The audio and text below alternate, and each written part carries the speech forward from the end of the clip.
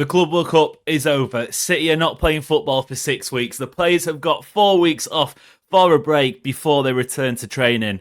But that doesn't mean that it's going to be quiet at Manchester City. Oh no, there are plenty of fixes that need to be made between now and the start of the Premier League season if City want to have any hopes of challenging Liverpool, Arsenal, whoever it might be for the Premier League title. Welcome back to the City Ramble. Plenty of conversation surrounding the Blues on this channel throughout the summer, throughout the new season. So make sure to hit the subscribe button. We're trying to get to 5k subscribers before the start of the Premier League season. Can you help us out with that?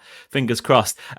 So today's video, I've detailed 3 major things that I think City need to do if they want to have hopes of winning the Premier League title next season. Now, obviously, this isn't comprehensive. It isn't the only 3 things that City need to do if they're going to win the league. But it's 3 major things that I think City have hanging over their heads heading in to the 25-26 season.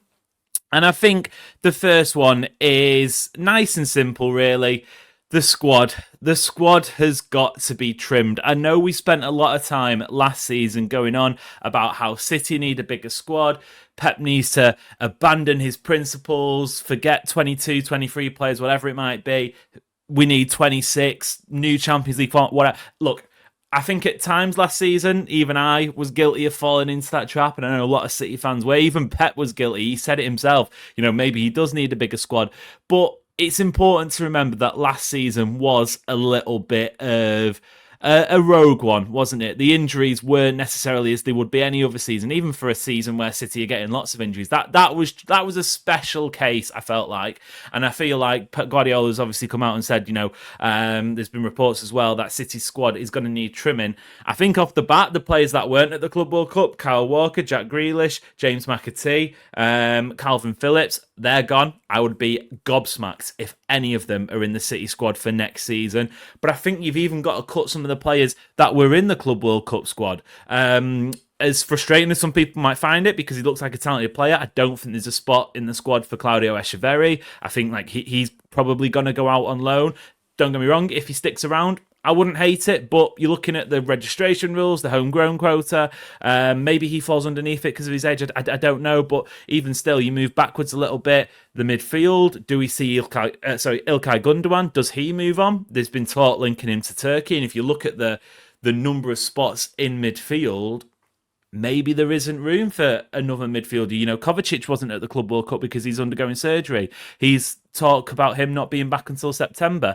I think a lot of City fans would say, yeah, maybe he would be the one to go, but are you going to sell someone who's recovering from injury and just had surgery? I don't know. I feel like there might be movement in midfield, but one place that I can guarantee, in fact, no, I can't guarantee because it might not happen, but one place that I really genuinely 99% sure, I'm sort of certain that City will be going and losing a player or two is defence, specifically centre-back, because off the top of my head, I think we've got 7 players capable of playing centre-back in the squad at the moment. Gvardiol, Diaz, Kusanov, Akanji, John Stones, Nathan Ake, and Vita Heiss. So that's 7. And realistically, how many do you need? 4? Maybe 5 if one of them is a little bit versatile and can play in a fullback area. Obviously, Josko Gvardiol can do that. People won't like it, but Akanji is versatile. Kusanov as well.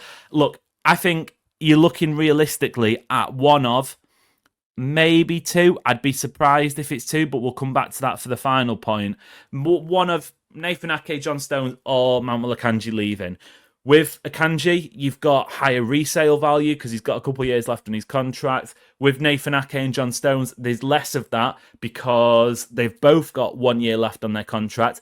However, what could help City out in this situation, it's a World Cup year, and players don't want to be sitting around on the bench if it's a World Cup year.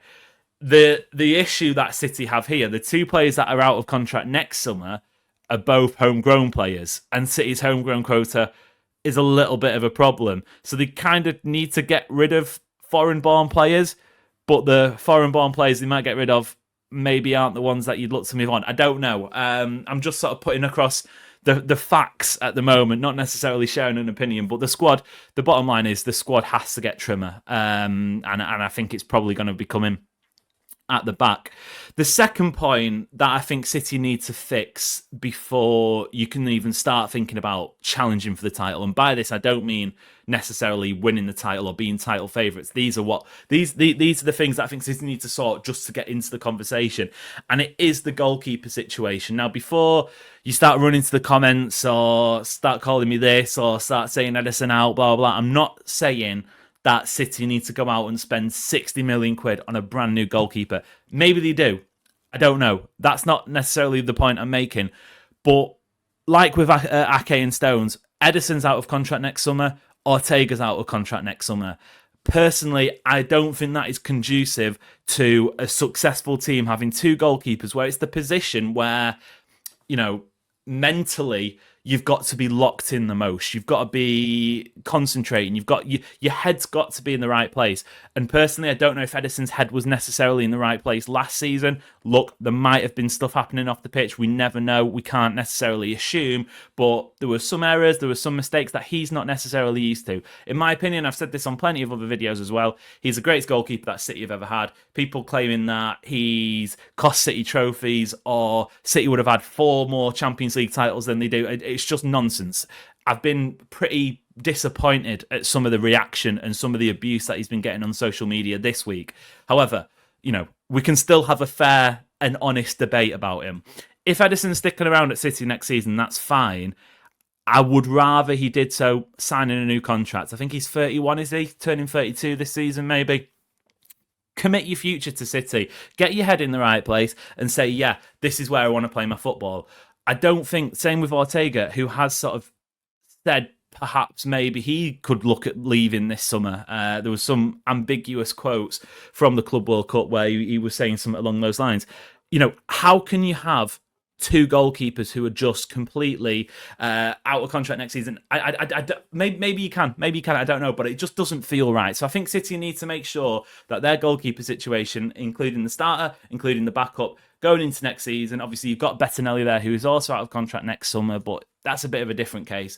Is a little bit more secure, is a little bit more comfortable, is a little bit more, we know what the situation is, because I don't think you can have midway through the season talk of moving on a free contract for both of your goalkeepers. I just don't see how that necessarily is great for the squad and great for the dressing room. So that's point number 2. If it's Edison, fine. I'd like to see him sign a contract extension. I still maintain he's the best goalkeeper for City in the world right now. Maybe some people disagree with that. I don't know. I know there has been some criticism, and I'd say some of it has been fair criticism.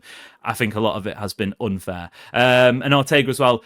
If I'm to guess, I think Ortega leaves, and I think City bring in a backup. How they go about that, though, I don't know. I'd still quite like James Trafford to come in as the backup, to be honest, and he can maybe be there as a future number 1. And in that situation, Edison being out of contract next summer makes a little bit more sense, because you kind of know his time's coming towards an end. If he's performing, if he's still sort of number 1 quality, that's fine. He can stay in the team. But James Trafford will be ready to come in and take his spot. Look, that's what I kind of feel like would be a good option, but you can't necessarily just pick and choose the players. Obviously, with James Trafford, it's homegrown as well. So maybe Newcastle get him, maybe they don't. And speaking of Newcastle, the final point that I think City, or the final fix that City, in my opinion, need to make before the start of the new season, if they want a chance to be title challengers next season, is sign a right back. Now, I'm going to caveat this straight away and maybe cop out a little bit. I can see a world where City, with sort of a right back position by committee, be that Nunes, Rico Lewis, Akanji, Kusanov, challenge for the title and potentially win it. However, what my point is, that right now, I think, is City's by far weakest part of the squad. You look at the attack, you've got fast wingers, you've got more tempo setter wingers, you've got, Marmoush, who can play either as a striker or off the left-hand side, you've got Haaland, the attack is stacked. You go into midfield, be that Ryan Shirky, Phil Foden playing as a central attacking midfielder, Tijani Reinders, who's just come in, adding a bit of legs, Rodri coming back, Nico Gonzalez is a bit of a squad player as well. That's fine. The left-hand side, Ryan Aït-Nouri, Great signing. I on a different video on the City Ramble channel said something along the lines of Ryan Aït-Nouri could be City's best signing of the summer. He could be one of the signings of the Premier League season. That's fine. The centre-backs we spoke about, it's you need to get rid of centre-backs, not sign them. However, right-back is just a little bit clinging on. It was clinging on at the start of last season, I felt like, and at the time we had Kyle Walker, and we all know how that went. Is it going to be Tino Livramento? Well, if it is, that's going to be expensive, but I've said before, I'd pay the money. Whatever. Maybe not whatever Newcastle are asking for, because they could ask for 200 million quid, but 70 million quid, it sounds a lot. It is a lot, but you've got Tino Livramento there, locks in for the next decade, if you can get that over the line. Talk of Wesley, I feel like has gone quiet, just because I don't see the mechanisms or what would need to fall into place for City to get rid of or get the squad to a point where they can go out and sign more non-homegrown players. I think if City are going to be adding any players to the squad this summer, from this point on, obviously, Shirky, Reinders and Aït-Nouri have already come in. It's going to have to be homegrown players because you're losing Grealish, you're losing Kyle Walker, you're losing James McAtee. I know some of them sort of, because of their age, aren't necessarily classed as that, but point in case, you obviously could lose John Stones as well, maybe Nathan Ake. City kind of need to add a few homegrown players, and obviously Livramento, I think, is the perfect option. I just feel like if you can go out and get a right back, I know there's talk of Denzel Dumfries as well, who's got, I think it's a €25 million release clause. Maybe that's a little bit similar to the Wesley one. Yes, it would be nice to have, but is he going to be able to? Is it going to be able to be registered? Or are you going to have to leave other people out of the Champions League squad? So yeah, I just feel like if you can add a top quality right back, that changes, that moves the needle for City, in my opinion. The issue is the right back market isn't great, is it? Away from the names we've just mentioned there, who are you talking? Ola Aina? Not for me, Jeff. Not for me. I know some people have suggested it, and to be fair, he would have come under that homegrown quota, but I just feel like he's had possibly one decent season, maybe two. I don't see him being City quality, even if it is just for a stopgap.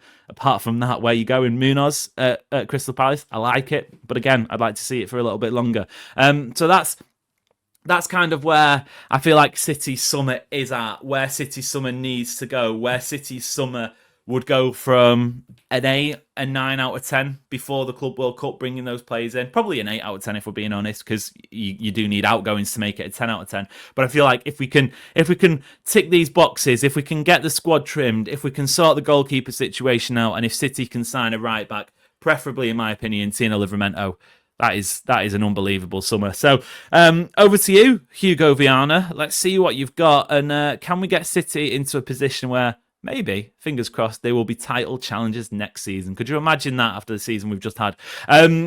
Thank you, as always, for tuning in to the City Ramble. You can get at us on social media. Join our Discord channel as well. Forgot to mention that at the start. It's like a massive Manchester City group chat, speaking about all things City and non-things. Some things that aren't City as well.